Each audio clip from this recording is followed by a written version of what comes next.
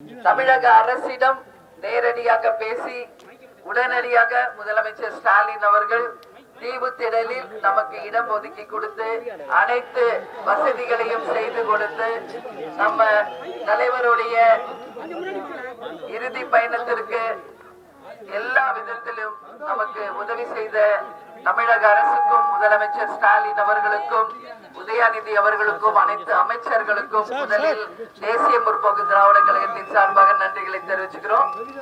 அதே மாதிரி ராதாகிருஷ்ணன் அவர்களுக்கும் நம்ம இந்த நேரத்துல என்ன நைட் அண்ட் டே இருந்து ஒரே நாள்ல கார்பரேஷனுடைய அதிகாரி மிஸ்டர் ராதாகிருஷ்ணன் நைட் அண்ட் டே நமக்காக உழைச்சு அந்த இடங்களை கிளீன் பண்ணி எல்லா ஷாமியானா சேர் போட்டு பக்காவா ரெடி பண்ணி கொடுத்திருக்காரு. பிடபிள்யூடிக்கும் நம்ம தேங்க்ஸ் சொல்லிக்கிறோம். அதே மாதிரி மினிஸ்டர் வேலு அவர்களுக்கும் நம்ம நன்றி சொல்றோம். அது மட்டும் கிடையாது, இந்த கேப்டனுடைய இறுதி பயணம் சிறப்பாக நடப்பதற்கு உறுதுணையாக இருந்த அனைத்து காவல்துறையை சேர்ந்தவர்களுக்கும் கேப்டன் சார்பாகவும் தேசிய முற்போக்கு திராவிட கழகத்தின் சார்பாகவும் எங்களுடைய Royal salute to the police department அப்படின்னு சொல்லி இந்த நேரத்துல அத்தனை காவல்துறையினருக்கும் நம்ம நன்றிகளை தெரிவிச்சுக்கிறோம்.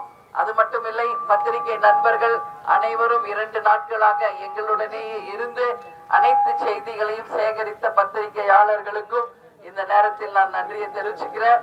இன்றைக்கு ஏறக்கூடிய இந்த 2 நாள் கேப்டனுடைய இறுதி சடங்கு ஏறக்குறைய இன்னைக்கு நம்ம தீவுத்திடல்ல இருந்து தலைமை கழகம் வரைக்கும் 14 கிலோமீட்டர் வந்திருக்கோம்.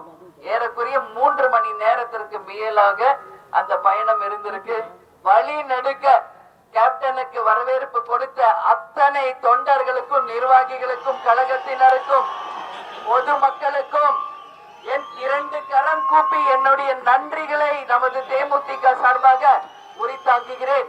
ஏன்னா இதுவரைக்கும் தமிழக அரசியல் வரலாற்றில் எந்த ஒரு தலைவருக்கும் கிடைக்காத ஒரு மிகப்பெரிய பேர் இன்றைக்கு நமது தலைவர் அவர்களுக்கு கிடைச்சிருக்கு.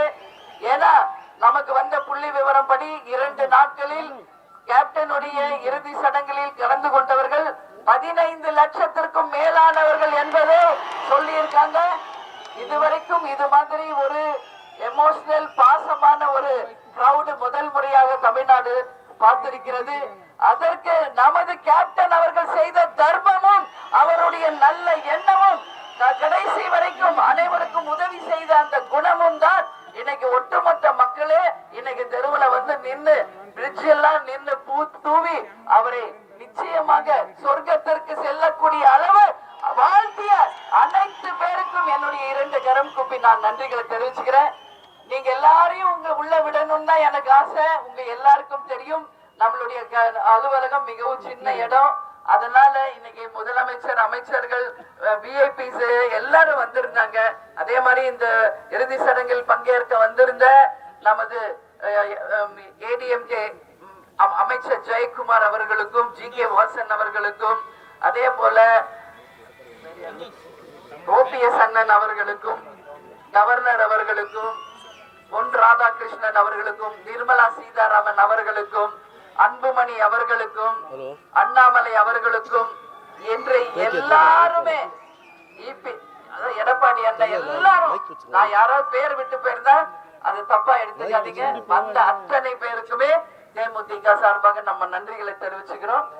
இன்றைக்கு ராகுல் காந்தி அவர்கள் தொலைபேசியிலே தொடர்பு கொண்டு கேப்டனுடைய இந்த இறுதி சடங்குக்காக கண்டோலன்ஸ் அவர் சார்பாகவும் அவரது குடும்பத்தின் சார்பாகவும் என்னிடம் தொலைபேசியில் தொடர்பு கொண்டு பேசினார். அவருக்கு தேமுதிக சார்பாக, கேப்டன் சார்பாக நம்ம நன்றிகளை தெரிவிச்சிருக்கிறோம்.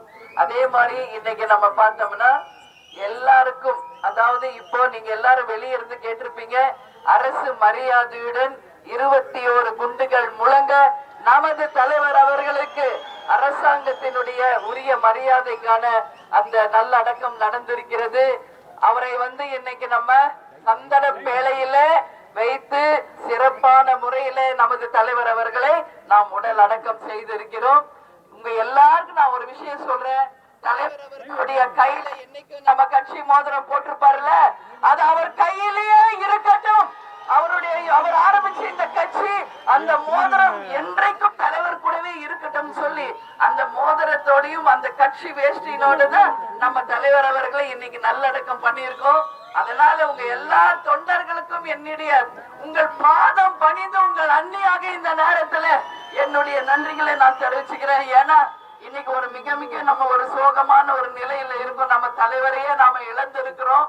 ஆனாலும் நாம் அனைவரும் ஒன்று சேர்ந்து நமது தலைவருடைய கனவை நிச்சயமாக வெற்றி பெற செய்து அந்த வெற்றி கனியை அவர் பாதத்தில் சமர்ப்பிக்கும் நாள் தான் தேமுதிகவுக்கு உண்மையான வெற்றி நாள் என்பதை இந்த நல்ல நாளில் நாம் அனைவரும் சேர்ந்து சூளுரைப்போம், உறுதி ஏற்போம் என்பதை இந்த நேரத்தில் நான் தெரிவிச்சுக்கிறேன்.